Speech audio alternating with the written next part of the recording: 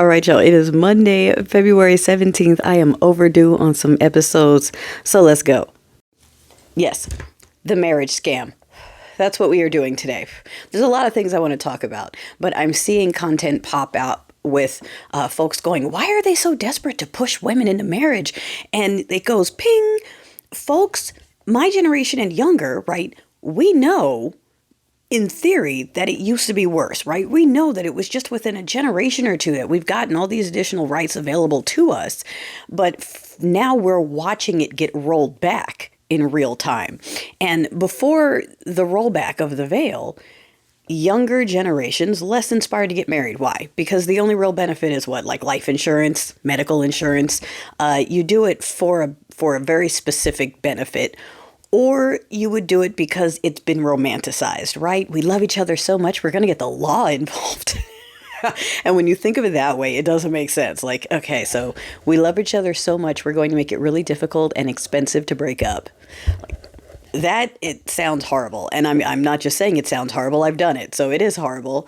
And I'm not saying all marriage is bad or shitting on it in general. All I'm saying is the institution of marriage is essentially a scam. And women now are seeing it now that the steeple people are in charge and pushing all their mountain mandates on everyone and rolling back everything that allows a woman to be independent. And now that women are seeing it, they're going, oh, well, yeah, that was the benefit to the marriage scam. Okay, you, in exchange for looking like a princess for a day, getting a nice pretty ring, getting to take some nice photos, and being able to say for the social status that you are married, because within this culture, being owned is the highest honor for a woman. You want to be a beautiful incubator that's raising children and keeping her horrible husband happy. I know they're not all horrible, but you know what I mean, okay?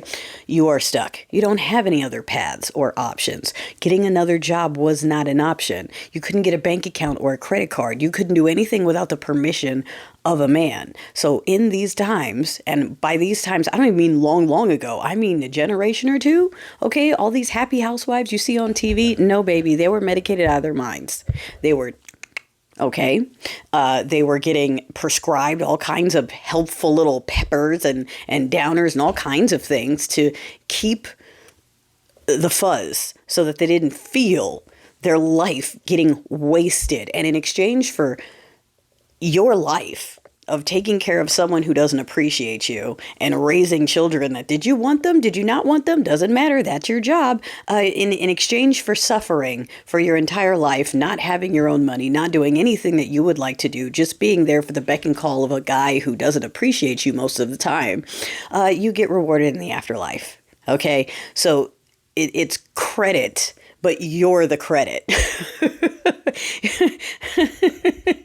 You are gambling your entire life on the hopes that you'll be rewarded for all of your sacrifices that benefited some dude who like was smashing his secretary the whole time. Like, but I'm glad. I'm glad to see, not that they're trying to actually take the things back, but that it opens folks' eyes, more and more people, to the idea that this is all an illusion. Almost everything is a scam. Almost everything has a nefarious purpose that benefits a very specific group of men. Okay? If you haven't seen Penny Dreadful, that was a show that I think was a little bit ahead of its time when it came out. Just a little teeny bit. I rewatched it recently, and let me tell you, if you haven't, you need to go. You need to go. It's interesting when we watch these movies where there are characters, where it's women brought back to life and they have to relearn womanhood. Like, what was that movie? Poor Little Things with Emma Stone. I like that movie. I love like weird movies. As they realize what their role is, they always realize at some point that, oh, women are just, everything we do is just to appease a man, whether to make him comfortable, to make him attracted. Like our entire purpose is centric around male desire, and we have no purpose outside of that. Why? And you see men respond, or other people that they're talking to go, well, yeah, if we don't confine you all, you'll take over the world. And they did the same thing with the human equipment, right? They kept us the way they kept us, not just physically broken, but mentally broken, spiritually broken, because people who don't want to fight back, people who don't realize that they can swarm and overtake, don't. And they knew that if we put our numbers together, we run shit. We get shit done.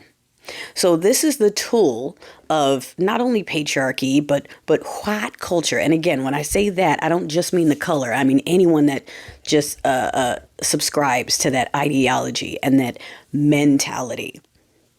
The people busy trying to convince you that everyone who isn't a mediocre, inferior, incompetent Chad is someone who must have been handed it because they were a woman. Basically projection, right? They want it to be handed to them because they're Chad. So they're saying, oh, if you give it to the woman, it's just because she's a woman. If you gave it to the black person, it's just because they're black. It's definitely not because they're worth it. I'm the only one that's worth it. And that's their logic around everything. Look at it right now. Democracy now means what Chads want.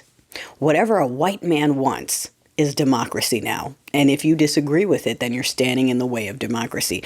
If you don't believe that this should be a kingdom, then you're anti-democracy. That's where they are right now. And anyone with two thinking cells can see it. But for all the people who are anti-education, because they don't understand education, they're like, yeah, it makes sense to me. And those are the people holding the ropes. That's why I said we need to barricade them in on Sundays.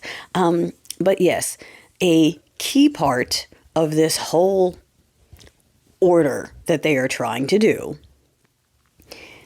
is bringing women back into the servitude and the scam that is traditional marriage in the form where a woman has no choice. Okay, totally different. If you find someone and you love each other and whatever relationship arrangement and details you have between each other, as long as everyone is happy and cool with it and agrees, I'm not here to tell you, you can't get married. Like, do you, if that's your thing, if that's what you're about. But in terms of why culture, America pushes this, yeah, it's because it's an industry. It's an industry. And in steeple people culture, it is a scam that is required. And for the elite class, it is a scam that is absolutely required to keep the workers populated. You need undereducated, unhappy people looking forward to this party.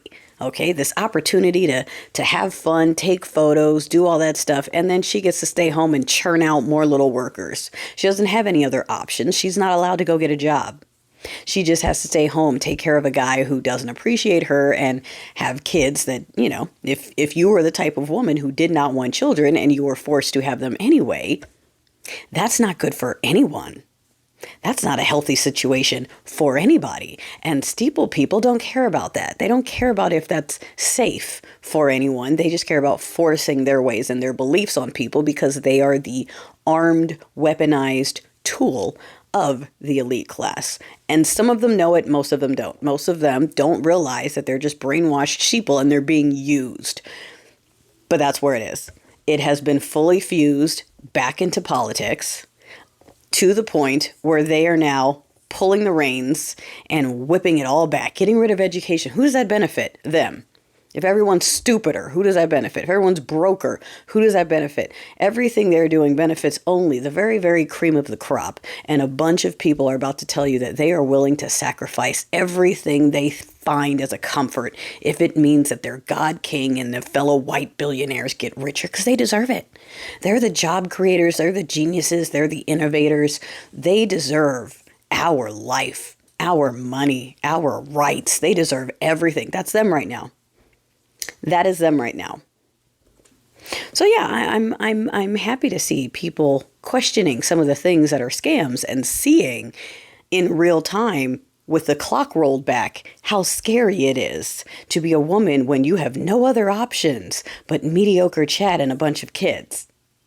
And I hope more folks are feeling that pressure and getting ready to go ahead and put that grease on,